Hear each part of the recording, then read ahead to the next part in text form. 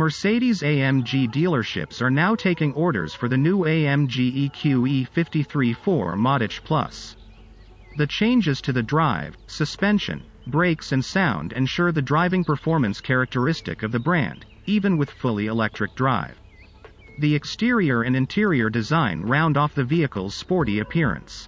The performance-oriented drive concept with one electric motor each on the front and rear axles delivers up to 687 horsepower of output and 1000 Nm of peak torque, in each case with the AMG DYNAMIC PLUS Package.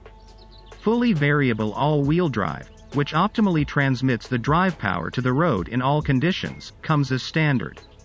Acceleration from 0 to 100 km per hour takes just 3.3 seconds, with a top speed of 240 km per hour, both with AMG DYNAMIC PLUS Package.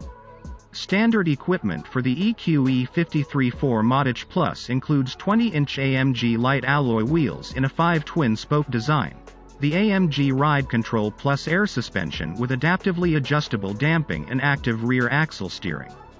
Added to this are digital light with AMG-specific projection function, the AMG sound experience and AMG seats in Artico man-made leather with MICROCUT microfiber and red top stitching.